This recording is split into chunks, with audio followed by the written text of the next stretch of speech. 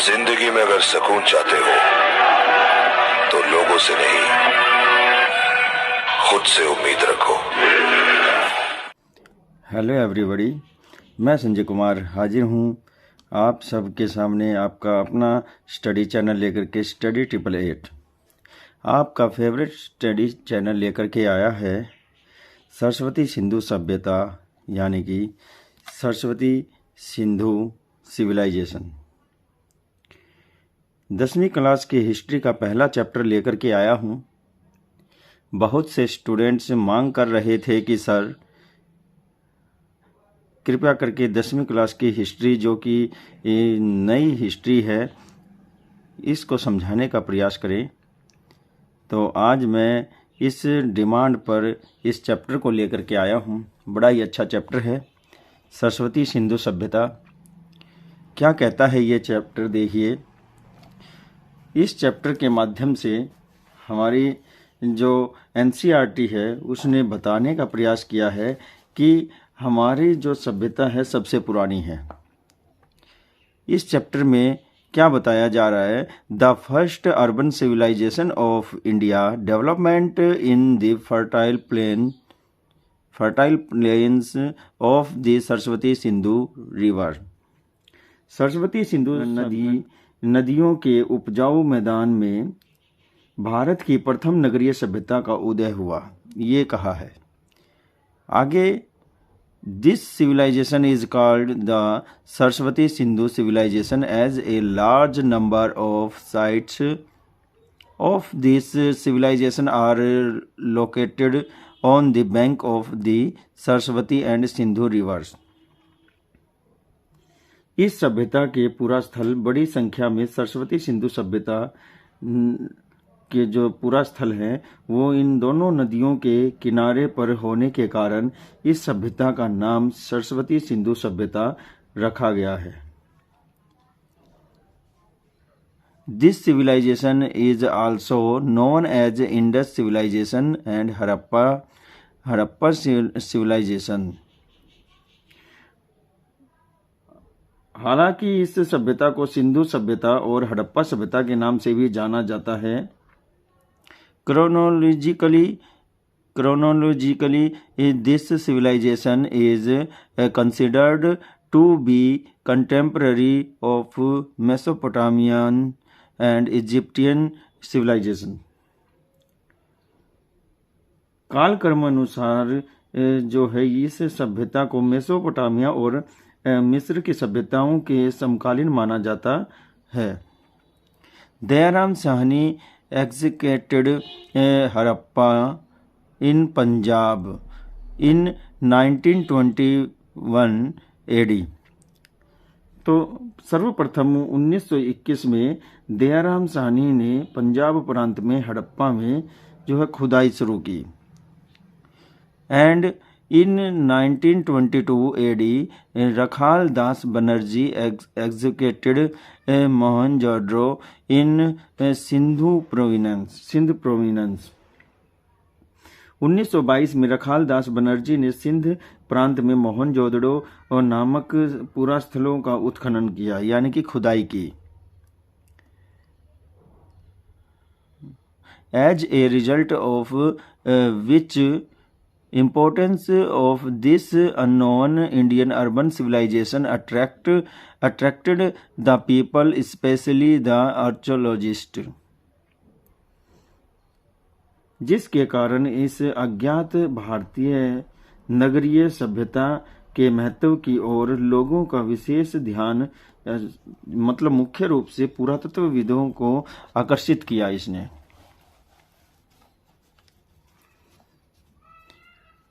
इस तरह से हमारी सिंधु घाटी सभ्यता जो है वो फैली हुई है, आप मैप में देख सकते हैं।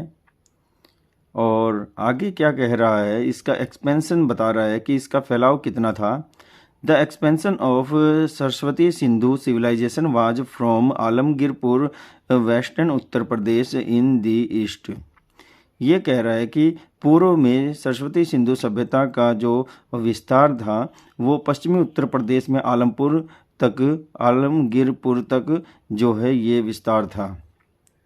फिर उसके बाद सुतकांगेंडोर बलूचिस्तान इन दी वेस्ट, और ये जो है सुतकांगेंडोर नामक स्थान बलूचिस्तान में है, यहाँ तक ये पश्चिम में फैली हुई थी। मांडा इन जम्मू इन द नॉर्थ, उत्तर में जम्मू के मांडा तक, और एंड डैमाबाद इन महाराष्ट्र, तो डैमाबाद जो है महाराष्ट्र में है, और वहाँ तक ये सभ्यता फैली हुई थी दक्षिण में। The area of this civilisation is 2,15,000 square kilometre. इस सभ्यता का जो कुल एरिया था, जो फैलाव विस्तार था, वो 2,15,000 स्क्वायर किलोमीटर यानी कि वर्ग किलोमीटर था। The distance between its sites is about 1,600 kilometre from east to west. इसका पश्चिम से इसका पूर्व से पश्चिम तक विस्तार जो था वो 1,600 किलोमीटर था, and about 1,400 kilometre from east to west, and 14 kilometre from north to south, और 1400 किलोमीटर जो इसका विस्तार था वो उत्तर से दक्षिण की ओर था। Its sites are located in Punjab, Haryana, Jammu and Kashmir, western Uttar Pradesh, northern Rajasthan, Gujarat India and Balochistan in and Sindh province in Pakistan. तो ये कह रहा है कि ये जो सभ्यता है ये कहाँ कहाँ फैली हुई थी, वहाँ इसके निशान मिले हैं पंजाब में, हरियाणा में, जम्मू एंड कश्मीर में, पश्चिमी उत्तर प्रदेश में, और उत्तरी राजस्थान में, गुजरात और इंडिया, ये सब इंडिया में हैं, और फिर पाकिस्तान की बलूचिस्तान और सिंध प्रांत में ये फैली हुई थी।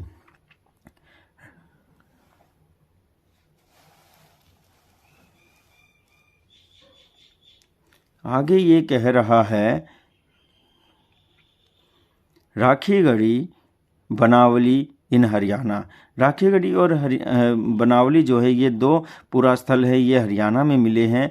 मोहनजोदड़ो सिंध में मिला, हड़प्पा पंजाब में, धौलावीरा गुजरात में, कालीबंगा राजस्थान में। Where the major town of this civilisation, ये जो है कुछ महत्वपूर्ण सिविलाइजेशन के, इस सिविलाइजेशन के जो है नगर प्राप्त हुए। आगे ये बता रहा है आर्कोलॉजी यानी कालक्रम। इसका कालक्रम क्या था, इसके अनुसार हम देखेंगे कि इसका कालक्रम क्या था। आर्कोलॉजिकली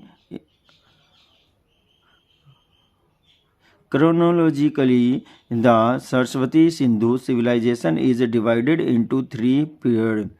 तो कालक्रम की दृष्टि से सरस्वती सिंधु सभ्यता को 3 चरणों में बांटा जा सकता है। Radio carbon dates suggest that the Saraswati River Valley was inhabited by the first agrarian culture before 7,500 and 7,000 BC.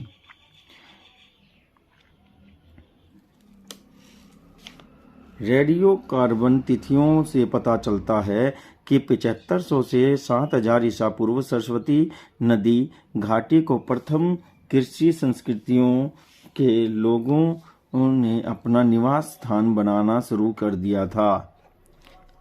In 3200 BC with the development of town planning, writing, sales and the culture were transformed and the method of measurement, these first agrarian culture were transformed into a developed rural culture which developed the characteristics of urban life by 2600 BC। ये कह रहा है 3200 ईसा पूर्व में नगर योजना के लक्षण, लेखन कला जो राइटिंग कला थी वो, मोहर विकास और नाप तोल की पद्धति तथा कृषि की संस्कृतियाँ और आदि ग्रामीण जो है इसमें क्रियाकलाप हुए और ये ग्रामीण संस्कृति में बदलती गई, जिसने 2600 ईसा पूर्व तक नगरीय जीवन की विशेषताओं को आत्मसात कर लिया था, जिसके कारण इस एज ए रिजल्ट जिस वजह से the town of India first urban civilisation emerged, तो पहली बार जो है भारत में नगरीय सभ्यता का उदय हुआ। By 1900 BC this urban civilisation started changing into a rural culture, और 1900 BC में यह सिविलाइजेशन जो है फिर से ग्रामीण संस्कृति में बदलने लगी, ग्रामीण सभ्यता में बदलने लगी। This urban civilisation collapsed before 1300 BC, और यह जो सभ्यता है इसका अंत 1300 ईसा पूर्व में जो है, इससे पहले इसका अंत माना जाता है और ये धराशायी हो गई। ये जो चैप्टर है ये कह रहा है टाउन प्लानिंग। इस सभ्यता की कुछ टाउन प्लानिंग हुई हैं, वो क्या हैं देखते हैं। Despite the similarity in the town planning of the Saraswati Sindhu civilization, a few regional differences exist। तो ये क्या कह रहा है कि सरस्वती सिंधु सभ्यता की नगर योजना जो है वो समरूपता होते हुए भी कुछ क्षेत्रों में यह भिन्नता पाई गई है। In the towns of civilization, two mounds are often found in the east and west direction। तो ये कह रहा है कि सभ्यता नगरों में प्राय पूर्व और पश्चिम दिशा में दो टीले मिलते हैं। The residential area was situated on the east mound, और पूर्वी टीले पर जो है रिहाइश यानी कि आवास होता था। And the fort was situated on the west mound, और जो पश्चिमी टीला होता था उस पर किला बना होता था। तो आगे बताया है these towns were equipped with strong rampart, the turrets were built on the defence rampart. तो ये कह रहा है ये नगर मजबूत रक्षा प्राचीर से युक्त थे, रक्षा प्राचीर में बुर्ज बने हुए थे।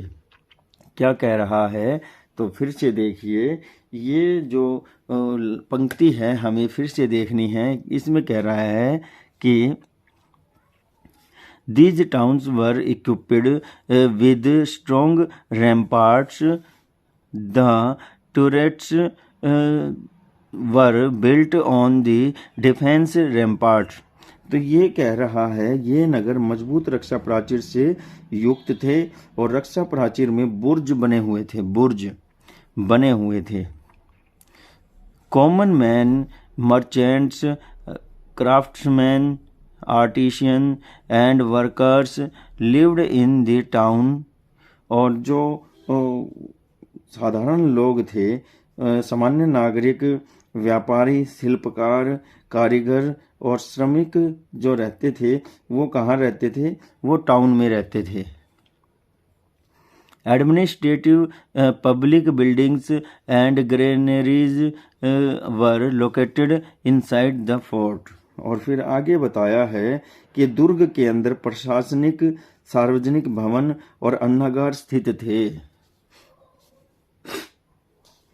Roads had a important place in the town planning of the Saraswati Sindhu civilization। Saraswati Sindhu सभ्यता की नगर योजना में सड़कों का बहुत ही महत्वपूर्ण स्थान रहा है। The main road divided the town into 5 और 6 ब्लॉक्स। जो मुख्य सड़कें थी वो पूरे शहर को 5 या 6 हिस्सों में बांट देती थी। आगे क्या कह रहा है कि देख लेते हैं। The main roads in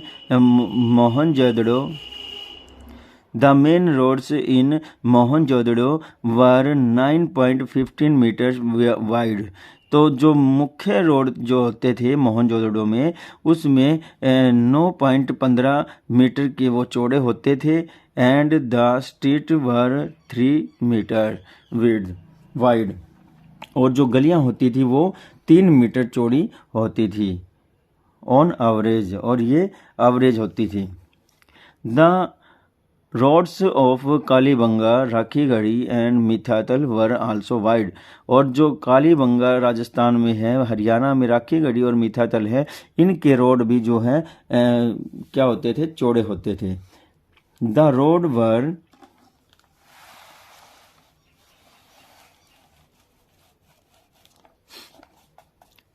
were unpaved. जो रोड थे वो कच्चे होते थे। Special attention was paid to cleanliness for. तो वो जो है इन रोड की स्पेशल सफाई पर विशेष ध्यान देते थे। For garbage dustbin were kept on the side of the roads. और कचरे के लिए जो है सड़कों के किनारे डस्टबिन रखे होते थे। आगे कह रहा है the drains of the houses led to the big drain on the side of the road. Then the water was drained out of the town through these drains. ये कह रहा है कि जो घरों की नालियां होती थी वो सड़क के मुख्य नालों से जुड़ी होती थी। घर का सारा गंदा पानी उन नालों में आता था और उन नालों के माध्यम से जो गंदा पानी था वो सारा शहर से बाहर निकाल दिया जाता था। The drains were mainly made of paved bricks. और जो नाले होते थे उनको पक्की ईंटों से बनाया गया होता था। Their width and depth were determined as per requirement. जिनकी गहराई और चौड़ाई आवश्यकता के अनुसार तय होती थी। Often the drains were covered with bricks of the large size। और ये जो नाले थे ये बड़ी बड़ी ईंटों से ढके होते थे। The drains were probably cleaned from time to time। और जो नाले होते थे उनको समय समय पर पूरी तरह साफ किया जाता था। Residential and community buildings are also found in the Saraswati Sindhu civilization। आवासीय और सामुदायिक भवन भी जो है सिंधु सरस्वती सभ्यता में पाए जाते हैं। Residential buildings had 3 or 4 rooms, a kitchen, a bathroom and a courtyard in the middle of the building। और जो रेजिडेंशियल आवासीय जो भवन होते थे उनमें 3-4 तो रूम होते थे और एक रसोई घर होता था, एक नहान घर होता था और एक आंगन होता था जो घर के बीच में बना होता था। The houses of the rich people also had well and toilets। और जो अमीर लोगों के घर होते थे उनमें कुआं और टॉयलेट की फैसिलिटी होती थी। Evidence of stairs in buildings is also found। और जो भवन होते थे उनके सबूत मिले हैं कि वहाँ सीढ़ियाँ भी होती थी। Evidence of plastering on windows, ventilators, floors and walls in houses has been found। और घरों में जो है वो विंडो, दीवार, वेंटिलेटर्स और फ्लोर जो प्लास्टर किए हुए होने का सबूत मिलता था, जिसे हम लिपाई बोलते हैं। Galleries, baths and meeting hall are found in community buildings. तो भंडारण गृह और मीटिंग रूम तथा और भी बहुत से जो सामुदायिक भवनों में स्थान होते हैं वो भी बिल्डिंग्स में मिले हैं। BRICS in the ratio of 1:3 and 1:4। तो जो बिल्डिंग बनी होती थी वो किन ईंटों से बनी होती थी? उन ईंटों का रेशियो क्या होता था? 1:2:3 and 1:2:4 were used in these building, और इन बिल्डिंग में इनका इस्तेमाल होता था। बड़ी ही अच्छी बुक लगाई है इस बार हमारी एनसीईआरटी ने, बहुत ही अच्छा हमें ज्ञान दिया जा रहा है। आगे हम देखेंगे art of Saraswati Sindhu civilisation. जो सरस्वती सिंधु सिविलाइजेशन है उसकी क्या देखेंगे हम? कला देखेंगे।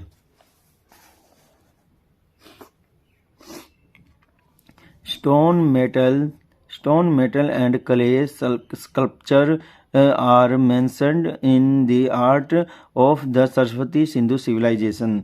सरस्वती सिंधु सभ्यता की कला के अंतर्गत प्रस्तर धातु मिट्टी की मूर्तियां का उल्लेख मिलता है। फिर आगे कहा है apart from these seals beads and poetry indicate its aesthetic ये कह रहा है कि इसके अतिरिक्त मुहरे, मनके और मिट्टी के बर्तन इसके सौंदर्य बोध को इंगित करते हैं, इसके सौंदर्य को और बढ़ा देते हैं। The most notable of the stone idols found at Mohenjo-daro is the 19 centimeter long fragmented idol of a man wearing a shawl with shamrock ornamentation। तो ये क्या कह रहा है कि प्रस्तर जो मूर्ति में सबसे उल्लेखनीय 19 सेंटीमीटर लंबी खंडित पुरुष की मूर्ति मोहनजोदड़ो से मिली है, वह जो है अलंकृत है, अलग अलग गहनों से अलंकृत है, बहुत से गहनों से वह अलंकृत है और उसने शाल ओढ़े हुए है। आगे क्या कह रहा है? An idol of a world famous metal dancer has been found. तो ये कह रहा है मोहनजोदड़ो में जो विश्वविद्यालय धातु की नर्तकी की मूर्ति मिली है, पुरुष स्त्रियों व पशु पक्षियों की भी मिट्टी की मूर्तियां मिली हैं।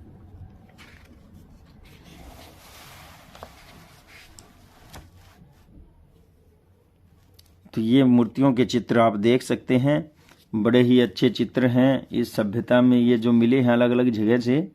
देखिए आगे क्या कह रहा है हम वो देख लेते हैं। Clay idols of humans are found along with ornaments and head dresses. तो ये क्या कह रहा है? जो पुरुषों की, स्त्रियों की और पशुओं की, पक्षियों की जो मिट्टी की मूर्तियां मिली हैं वो मानव की मिट्टी की मूर्तियां आभूषण और शिरोवेशभूषा, जो सिर पर कपड़ा ओढ़े हुए हैं उसको कहा गया शिरोवेशभूषा के साथ मिलती हैं।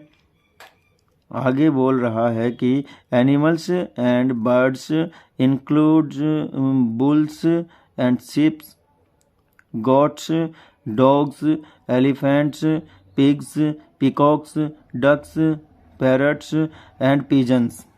अब ये क्या बता रहा है कि पशुओं और पक्षियों में बैल, भेड़, बकरी, कुत्ता, हाथी, सुअर, मोर, बतख, तोता और कबूतर आदि मुख्य रूप से मिलते हैं। आगे ये बोल रहा है कि seals have an important place in the art of Saraswati Sindhu civilisation. Saraswati Sindhu सभ्यता की कला में मोहरों का महत्वपूर्ण स्थान रहा है और seals are mainly square or rectangular, on which animals, birds, deities, and scripts have been inscribed with micro instruments।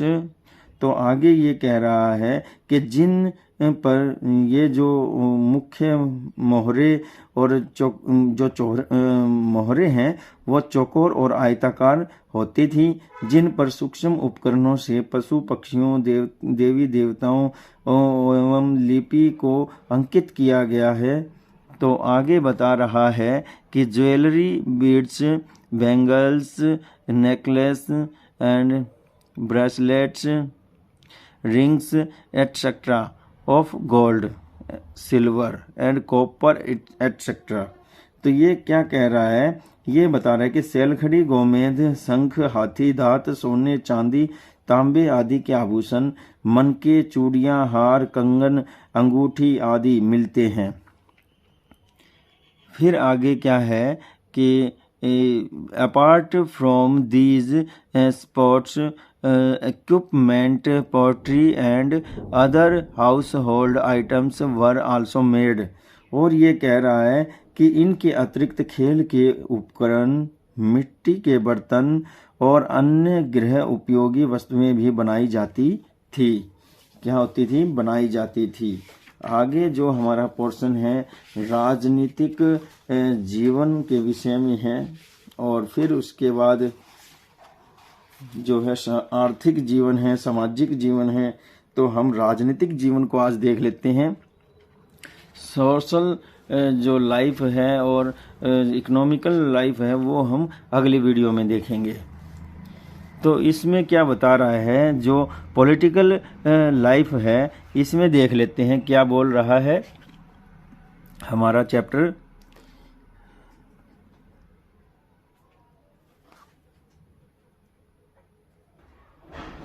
Political life यानी राजनीतिक जीवन में ये क्या बता रहा है देख लेते हैं इस चैप्टर में। The area of Saraswati Sindhu civilisation was very wide. ये कह रहा है कि सरस्वती सिंधु सभ्यता का जो एरिया होता था, किस बात का? प्रचार क्षेत्र जिसे कहते हैं, वो बहुत ही व्यापक था। The uniformity of town planning,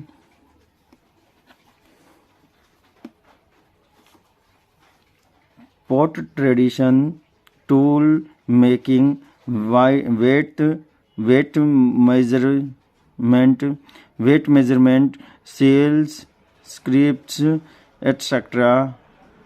indicates the existence of efficient administration। अब ये बता रहा है लेकिन नगर योजना, पात्र, परंपरा, उपकरण, नियम और जो माप तोल, मोहरे, लिपि आदि की समरूपता जो है यानी कि एक जैसी कुशल प्रशासन के अस्तित्व का संकेत करती हैं। तो कुशल प्रशासन की तरफ ये संकेत करती हैं ये सभी चीज़ें जो पाई गई हैं। आगे इसमें बताया है but what was the nature of the administration. अब ये क्या कह रहा है कि लेकिन प्रशासन का स्वरूप क्या था, ये मेन बात पूछ रहा है। It would be extremely difficult to say for certain. यह निश्चित रूप से कहना बहुत ही मुश्किल होगा या मुश्किल है। क्या? Mister Hunter has opened that a republican form of government was prevalent in Saraswati Sindhu civilization. तो हंटर महोदय ये राइटर हैं, हंटर महोदय ने यह यहाँ के शासन के रूप या विषय में गणतंत्रात्मक माना है। इसको क्या माना है? गणतंत्रात्मक माना है शासन को। आगे है the public buildings and towns fort would probably have been used for the member of the council। तो अब ये क्या कह रहा है कि सार्वजनिक भवनों और नगर दुर्गों का उपयोग संभवतः परिषद के सदस्यों के लिए ही किया गया होगा। Wheeler writes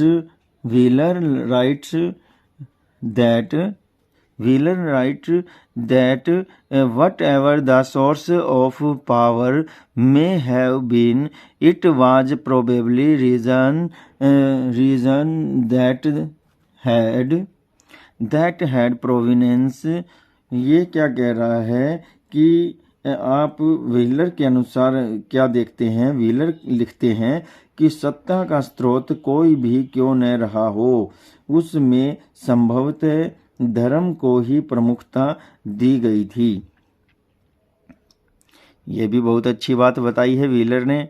और आगे हम क्या देखेंगे, आगे हम देखेंगे in the Mesopotamian civilisation and administration of the town state was in the hand of the priestly rulers, and the entire land was the property of the temples। अब ये क्या कह रहा है, ये कह रहा है कि मेसोपोटामिया सभ्यता में नगर राज्यों का संचालन जो है पुरोहित शासकों के हाथों में था, और संपूर्ण भूमि का जो संपत्ति होती थी उसका मालिक मंदिर होता था, मंदिर को ही मालिकाना हक प्राप्त था। तो बहुत ही बढ़िया यहाँ पर बातें बताई गई हैं। आगे बताया है Scholars believe that the administration of the Saraswati Sindhu civilization was conducted from two capitals named Harappa and Mohenjo-daro। तो अब ये क्या कह रहा है, विद्वानों का मानना है कि सरस्वती सिंधु सभ्यता के प्रशासन का संचालन जो है, संचालन हड़प्पा और मोहनजोदड़ो नामक दो राजधानियों से होता था। But seeing the size of Rakhigadi and Dholavira, their importance also cannot be denied। अब ये कह रहा है लेकिन राखीगढ़ी और धोलावीरा के आकार को देखकर उनके महत्व को भी नकारा नहीं जा सकता। These ancient